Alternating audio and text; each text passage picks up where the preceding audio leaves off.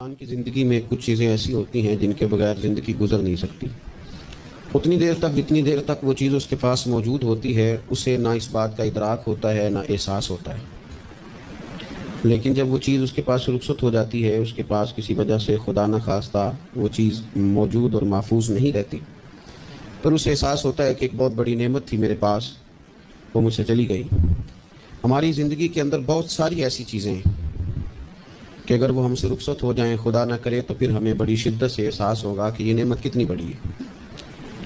آپ کوس و قزح کے رنگ دیکھتے ہیں، دھوپ اور چھاؤں میں لوگوں کے چہروں کو ملاحظہ کرتے ہیں، آپ اپنے بچوں کو محبت کی نظر سے دیکھ کر دل کو ٹھنڈا کرتے ہیں، آپ اپنے ماں باپ کو محبت کی نظر سے دیکھ کر کامل حج کا ثواب حاصل کرتے ہیں، قرآن مجید کی زیارت کر کے آپ اپنے دل میں بہت سارا سرور محسوس کرتے ہیں، لیکن یہ ساری نعمتیں اتنی دیر تک آپ کے پاس ہیں جب تک آپ کے پاس آنکھ کی نعمت موجود ہے۔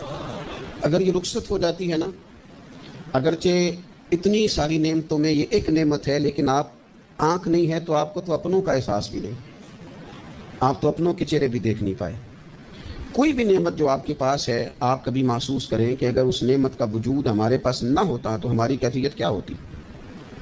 یہ سانس ہے، ہم دو دفعہ سانس کا استعمال کرتے ہیں، ایک دفعہ اندر جاتی ہے اور ایک دفعہ باہر آتی ہے۔ اگر اندر نہ جائے تو بھی مسئلہ ہے، چلی گئی ہے لوٹ کر باہر نہ آئے تو بھی بہت بڑی مشکل ہے۔ تو اس کا اندر اور باہر جانا یہ زندگی کا احساس ہے۔ اگر کبھی سانس اکھڑنے لگے اور آپ کے سینے میں آپ کی سانس اٹکنے لگے تو ایک بہت بڑی تشویش ہے، ایک بہت بڑی آکسیجن ہے، پوری طرح سے انسان کو قید کر دیا جاتا ہے، اور وہ کہتا ہے کہ میرا تو سارا وجود سلامت ہے، ہاتھ کام کر رہے ہیں، پیر کام کر رہے ہیں، آنکھیں کام کر رہی ہیں، زبان کام کر رہی ہے، سب کچھ ٹھیک ہے، صرف سانس اکھڑ گئی ہے تو انسان محسوس کرتا ہے کہ یہ ساری چیزیں سلامت ہونے کے باوجود میرے کسی کام کی نہیں۔ آپ کے پاس جتنی بھی نعمتیں ہیں ان کو اگر آپ شمار کریں تو کبھی آپ کہیں گے کہ ساری نعمتوں میں آنکھ زیادہ ضروری ہے، کبھی کہیں گے کان زیادہ ضروری ہے، کبھی کہیں گے زبان زیادہ ضروری ہے، کبھی کہیں گے دل زیادہ ضروری ہے، کبھی کہیں گے روح زیادہ ضروری ہے، لیکن میں آپ سے عرض کروں ان ساری چیزوں کے بغیر گزارا ہو سکتا ہے، رسول کائنات کی غلامی کے بغیر گزارا نہیں ہو سکتا۔ کیوں؟ اس لیے کہ اگر حضور کی شفقت نہ ہو، نبی پاک علیہ السلام کی رحمت نہ ہو، وہ ابن القیم نے ایک جگہ پہ کہا تھا کہ یہ حضور نے ہمیں انسان بنایا ہے، یہ نبی پاک علیہ السلام نے انسانیت کے اسباب پڑھائے ہیں، اخلاقی رویے کیا ہوتے ہیں حضور نے بتلائے ہیں، اگر حضور کا کرم نہ ہوتا تو انسان ایک دوسرے کو کاٹ کے کھاتا۔ یہ حضور نے بتلایا ہے کہ تم نے کس طرح زندگی کو گزارنا ہے۔ محبوب کریم علیہ السلام کا وجود نور ایک ایسی چیز ہے کہ اگر وہ کائنات سے معاذ اللہ سائڈ پہ کر دیا جائے تو اس کائنات کا قائم رہنا کسی صورت بھی ممکن ہے ہی نہیں۔ اسی لیے تو اقبال نے کہا تھا کہ ہو نہ یہ پھول تو بلبل کا ترنم بھی نہ ہو، چمن دہر میں کلیوں کا تبسم بھی نہ ہو نہ یہ ساقی تو پھر میں بھی نہ ہو، خم بھی نہ ہو، اور بزم توحید بھی دنیا میں نہ ہو، تم بھی نہ ہو۔ وہ بڑی بات کہہ گئے ہیں، میں نے بھی اس کو کوئی نہیں کھولنا، کہتے ہیں بزم توحید بھی دنیا میں نہ ہو، تم بھی نہ ہو، خیمہ افلاق کا استادہ اسی نام سے ہے، اور نبض ہستی تپش آمادہ اسی نام سے ہے۔ تو اقبال پھر ہمیں کرنا کیا ہے؟ کہنے لگے کرنا آپ کو یہ ہے کہ قوت عشق سے ہر پست کو بالا کر دے اور دہر میں اسم محمد سے اجالا کر دے، یہ کرنے کا کام ہے۔ اس رستے پہ آپ چل پڑے میرے بھائی۔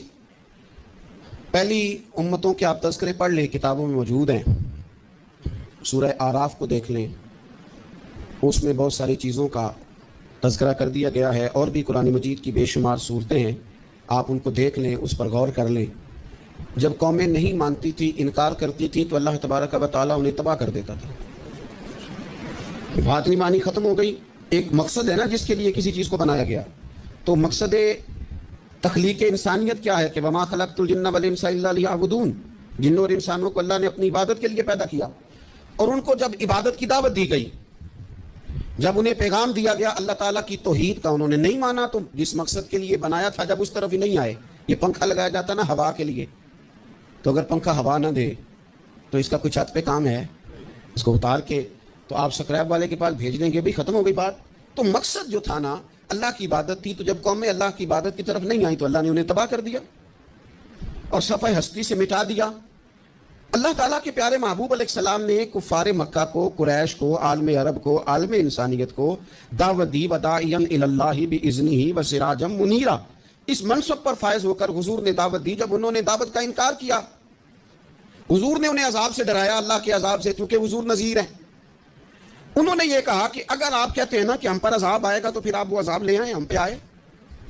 جب کوئی آدمی منہ سے تباہی مانگے، جب کوئی شخص اپنے منہ سے یہ کہے کہ کر لیں جو ہوتا ہے معاذ اللہ، تو اگر تو سامنے والا کمزور ہو تو شاید وہ کچھ نہ کر سکے، لیکن یاد رکھنا کئی دفعہ کمزور ہوتا ہے تو کچھ نہیں کرتا، تو کئی دفعہ مہربان بڑا ہوتا ہے، رحمان اور رحیم کئی دفعہ کرم نوازی کرتا ہے۔ جب انہوں نے کہا نا کہ لائیں وہ عذاب ہے محبوب جس کا آپ وعدہ کرتے ہیں، تو اللہ نے کیا فرمایا؟ فرمایا وما کان اللہ لیعذبہم وانت فیہم۔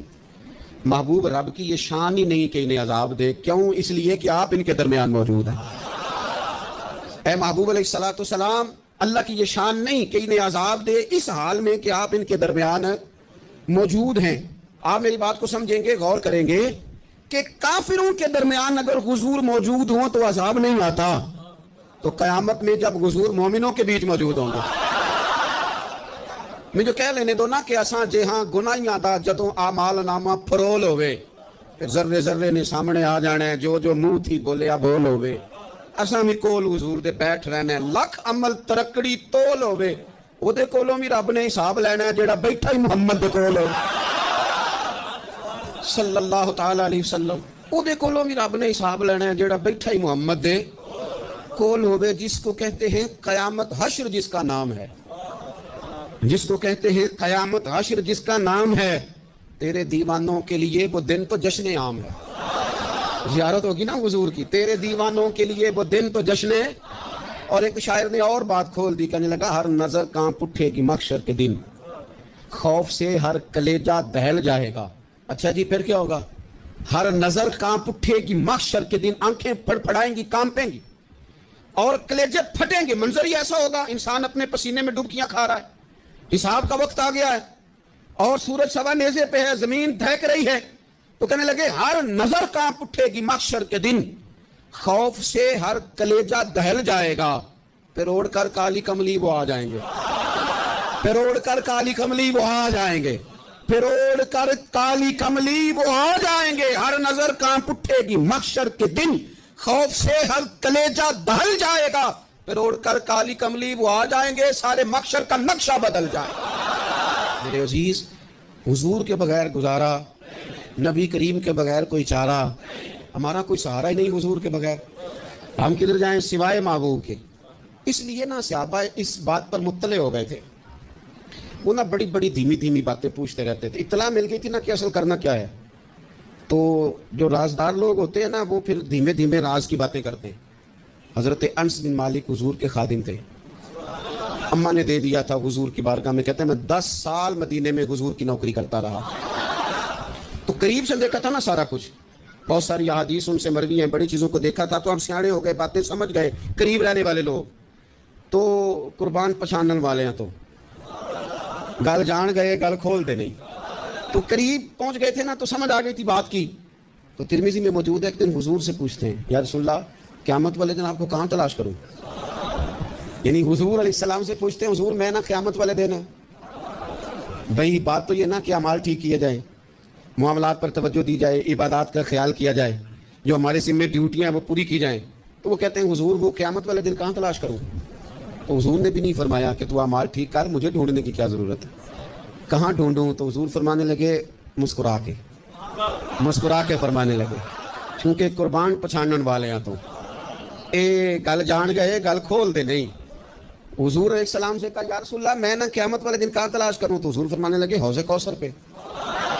یا رسول اللہ وہاں کیا ہوگا؟ تو فرمایا امت پیاسی آئے گی تو میں جام بھر بھر کے پلاؤں گا، میں جام بھر بھر کے پلاؤں گا، ایسا کہ تیری خیر تیرے میں کدے کی خیر، ایسی پلا کہ جس کا نشہ عمر بھر رہے۔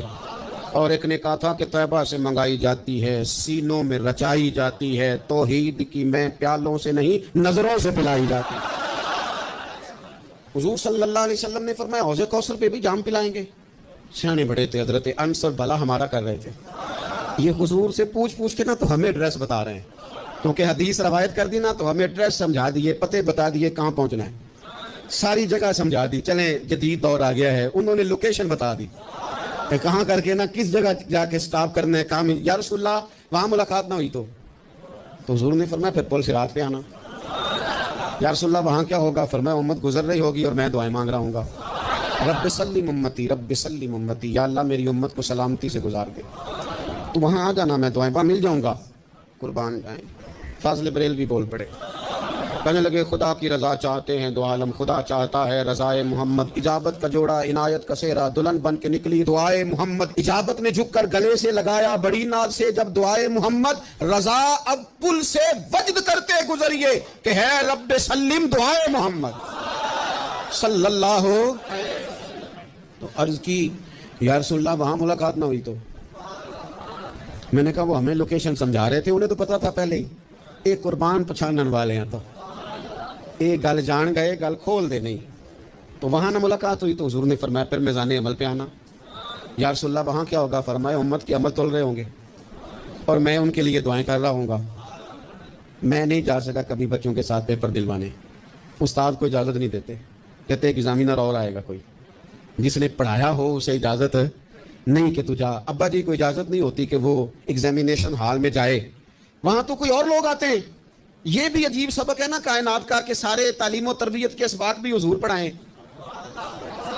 رنگ بھی سارا حضور ہی بتائیں، اور قبر کے سوالات بھی سارے ہمیں حضور بتا دیں، اور جب پیپر ہونے لگے تو سراہنے بھی کھڑے ہو جائیں. تو پھر کہہ لینا ایک دفعہ پھر کہ وہ دیکھو لوگ کی رب نے حساب لینا، جیڑا بیٹھا ہی محمد دیکھو لوگ کی رب نے حساب لینا. میرے عزیز ہمارا گزارا نہیں حضور کے بغیر. لوگ اصل میں نا ہمارا مسئلہ نہیں سمجھتے، ہمارا مسئلہ کچھ اور ہے. لوگ ہمیں نا بلا وجہ پریشان کرتے ہیں، کبھی جھنڈے سے، کبھی ڈنڈے سے، کبھی جھنڈی سے، کبھی کسی شے سے، کبھی کسی شے سے. کبھی کہتے ہیں وہ نعت اونچی پڑھ لی، کبھی کہتے ہیں سلام اونچا پڑھ لیا، کبھی کہتے ہیں وہ جھنڈیاں لگا دی. میں نے کہا آپ کی بات بھی ٹھیک ہے پر ہمارا مسئلہ تو سمجھو نا، ہمارا گزارا نہیں نا بھائی.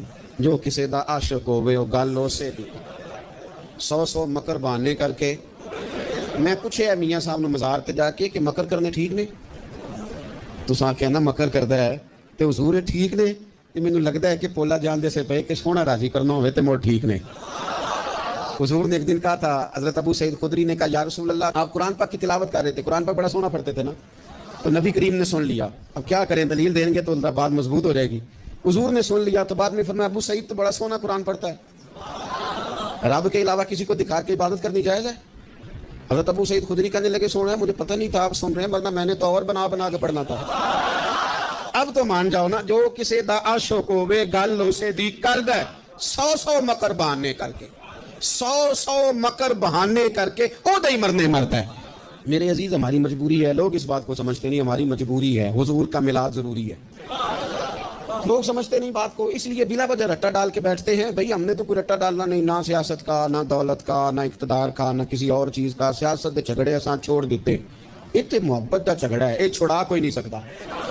تو میرے عزیز ہمارا حضور کے بغیر گزارا. اور نبی پاک علیہ السلام کے بارے میں رب فرماتا ہے وَلَسَوْفَ يُعْطِيكَ رَبُّكَ فَتَرْضَىٰ، محبوب میں آپ کو اتنا دوں گا کہ آپ اپنے رب سے راضی ہو جائیں گے. کیا کروں میں؟ اب یہ آیت اتنی شاندار ہے. حضرت امام زین العابدین رضی اللہ تعالیٰ عنہ سے کسی بندے نے کہا قرآن پاک میں سب سے زیادہ امید والی آیت کون سی ہے؟ اس کا خیال تھا لا تقنطوا من رحمت اللہ، کہیں گے اللہ کی رحمت سے نا امید نہ ہونا. اس نے کہا حضور سب سے امید والی آیت بتائیں. وہ کہتا میرے ذہن میں تھا کہ یہ والی آیت پڑھیں گے. تو امام زین العابدین رضی اللہ تعالیٰ عنہ فرمانے لگے سب سے امید والی آیت ہے وَلَسَوْفَ يُعْطِيكَ رَبُّكَ فَتَرْضَىٰ. رب کہتا ہے محبوب اتنا دوں گا کہ آپ اپنے رب سے راضی ہو جائیں گے. آیت نازل ہو گئی تو حضور پتہ کیا فرماتے ہیں صحابہ سے؟ فرماتے ہیں رب کہتا ہے حبیب تجھے راضی کرنا ہے، اور جب تک میرے سارے غلام جنت میں گئے نہ میں نے اللہ سے راضی ہونا ہی نہیں. میں نہیں راضی ہوتا اللہ سے. سارے جائیں گے تو تب تو میں تو کہتے رہوں گا نا قربان پچھانن والے آتا. او گل جان گئے پر گل کھول دے، او گل کھول دے نہیں. پتہ چل گیا بات کا. حضور کے بغیر گزارا، حضور کے بغیر کوئی چارہ ہی نہیں. اور خود حضور کیا فرماتے ہیں؟ یہ سنن ابن ماجہ ہے. میرے رسول پاک صلی اللہ تعالیٰ علیہ وسلم ارشاد فرماتے ہیں، حدیث کے راوی حضرت ابو موسیٰ اشعری رضی اللہ تعالیٰ عنہ، حضور فرماتے ہیں کہ اللہ نے مجھے اختیار دیا. یا رسول اللہ کس بات کا؟ فرمایا رب نے اختیار دیا میں چاہوں تو آدھی امت بغیر حساب کے جنت چلی جائے، اور میں چاہوں تو اللہ سے اختیار لے لوں کہ یا اللہ مجھے شفاعت کا حق دے میں سفارش کرتا جاؤں اور تو انہیں معافی دیتا جائے. یہ مجھے اختیار دیا اللہ تعالیٰ نے. تو حضور کیا فرماتے ہیں؟ فرماتے ہیں وہ آدھی امت والا سودا نہیں میں نے قبول کیا. میں نے نہ شفاعت لی ہے کیونکہ یہ عام تر ہے اور یہ کفایت کرنے والی ہے. یہ عام بھی ہے اور کفایت کرنے والی بھی ہے. اور حضور نے یہ لفظ کہے، یہ سنن ابن ماجہ کتاب الزہد دیکھیے گا، اس میں روایت مل جائے گی. حضور فرماتے ہیں یاد رکھو تمہارا کیا خیال ہے کہ میری یہ شفاعت پرہیزگاروں کے لیے؟ خود جملہ استفہامیہ سے بات کرتے ہیں. تمہارا کیا خیال ہے کہ میری یہ شفاعت جو قیامت میں سفارش کروں گا تو پرہیزگاروں کی کروں گا؟ حضور فرماتے ہیں نہیں، میں قیامت میں گناہگاروں کی سفارش کروں گا. میں گناہگاروں کی سفارش کروں گا، گناہگاروں کے لیے عرض کروں گا اللہ کی بارگاہ میں. کچھ دن پہلے میں کہیں پڑھ رہا تھا، کسی کا مضمون اس نے تشبیہ کس طرح کی دی ہے مجھے پتہ نہیں، لیکن لکھ دی بات. کہنے لگے ایک وکیل ہوتا ہے، ایک شفیع ہوتا ہے. ایک وکیل ہوتا ہے، ایک حضور وکیل نہیں ہمارے، حضور ہمارے شفیع ہیں، شفاعت کرنے والے ہیں. وکیل یہ کہتا ہے جج صاحب سے کہ یہ جس کا میں وکیل ہوں نا، اس نے نا غلطی کوئی نہیں کی، اسے معاف کر دیں. وکیل یوں بحث کرتا ہے، کہتا ہے اس نے کیا ہی نہیں، جرم معاف کرے. اور جو شفیع ہوتا ہے نا وہ کہتا ہے مالک اس نے سارے کیے، تو میرے آنے کی لاج رکھ اور اسے معاف کر دے. یہ وکیل اور شفیع کا یہ فرق ہوتا ہے کہ شفیع کہتا ہے سونیا سارے کیے ہیں، بڑے بڑے پاپ کیے ہیں، پر میں جو آ گیا ہوں تو مہربانی کرنا معافی دے دے. میرے عزیز حضور کے بغیر کہیں بھی گزارا نہیں ہے. ہم نے نا جب یہ بات سمجھ لی، اور پتہ ہے نبی کریم صلی اللہ علیہ وسلم نے آگے بڑھ کے خود بھی کئی مقامات پر اس بات کو کھول کر مختلف انداز میں بیان کیا. حضرت عبداللہ ابن عباس رضی اللہ تعالیٰ عنہ کی روایت آپ دیکھ لیں، یہ آپ کو مستدرک میں ملے گی. حضور صلی اللہ علیہ وسلم فرماتے ہیں قیامت کے دن اللہ تعالیٰ انبیاء کے لیے نور کے ممبر بچھائے گا. ہر نبی ممبر پہ بیٹھ جائے گا، ہر پیغمبر علیہ السلام اپنے ممبر پہ جلوہ فروز ہو جائیں گے، ہر پیغمبر. لیکن حضور فرماتے ہیں میرا ممبر خالی ہوگا. یا رسول اللہ صلی اللہ تعالیٰ علیہ وسلم آپ کا ممبر کیوں خالی ہوگا؟ حضور فرماتے ہیں میں ممبر چھوڑ کے رب کی بارگاہ میں کھڑا ہو جاؤں گا، اور اس ڈر سے کھڑا ہو جاؤں گا کہیں ایسا نہ ہو کہ میں جنت میں چلا جاؤں اور میری امت رہ جائے. میں اپنی امت کی سفارش کروں گا، رب میری امت کی سفارش قبول کرے گا. فرماتے ہیں میں اتنی سفارش کروں گا، اتنی سفارش کروں گا کہ جہنم کا دروغہ مجھ سے کہے گا کیا محبوب کمال ہو گئی، آپ نے تو اپنا کوئی غلام دوزخ میں رہنے نہیں دیا، سارے آپ نے نکال دیے. کسی شاعر نے بڑی خوب بات کی تھی، اس نے کہا تھا کہ یاد رکھو قیامت کا جو دن ہے نا، یہ قیامت کا دن دراصل ہمارا وقت ہوگا خاص. جب ہم نبی پاک صلی اللہ علیہ وسلم کی بارگاہ میں جائیں گے تو ہمیں سمجھ آ جائے گی کہ دنیا میں ہم نے کئی دوستیاں لگائی تھیں پر جھوٹی لگا بیٹھے. ایک دوستی سچی ہے جو مدینے والے کی ہے. وہ کہتے ہیں محمد بوٹیا جھوٹا ہی جاگ سارا، یہ سچیاں مدینے والے دیاں یاریاں، سچیاں مدینے والے دیاں. تو نبی پاک صلی اللہ علیہ وسلم کے بغیر نہ دنیا میں گزارا ہے، نہ قبر میں گزارا ہے، نہ آخرت میں گزارا ہے. اب ایک سبق ہے، وہ سبق بھی آپ نے ضرور یاد کرنا ہے. جس شخصیت کے بغیر ہمارا گزارا نہیں، نہ قبر میں، نہ حشر میں، نہ پل صراط پہ، نہ میزان عمل میں، نہ حوض کوثر پہ، تو ہمارا ان کے بغیر دنیا داری میں گزارا کیسے ہو جاتا ہے؟ ہمارا تجارت بھی حضور سے سیکھیں، گھرداری بھی حضور سے سیکھیں، شادی بیاہ کے طریقے بھی حضور سے سیکھیں. جب گزارا نہیں حضور کے بغیر تو پھر زندگی کے سارے سلیقے حضور سے سیکھیں. پھر ادھر ادھر جانے کی ضرورت ہے، حضور کی سیرت کو پڑھیں، سوانے کو پڑھیں، حیات مبارکہ کا مطالعہ کریں. یہ جو ہم میلاد کا جلوس لے کے نکلتے ہیں نا، جب ہم نے نا بہت ساری چیزوں کو سطحی سا سمجھ لیتے ہیں معاذ اللہ بعض اوقات. یہ جب ہم میدان میں نکلتے ہیں نا، میلاد کے جلوس میں حضور کے نام کا نعرہ لگاتے ہیں، تو ہم نا للکارتے ہیں اس نظام کو جو نظام حضور سے پہلے تھا. امیر غریب کی تقسیم تھی، ذات برادری کی تقسیم تھی، چھوٹے بڑے کی تقسیم تھی، گورے کالے کی تقسیم تھی. ہم جب میدان میں نکل کے نعرہ لگاتے ہیں تو ہم اس نظام کو للکارتے ہیں. ہم کہتے ہیں وہ نظام نہیں چلے گا، وہ حضور کا میلاد ہو گیا.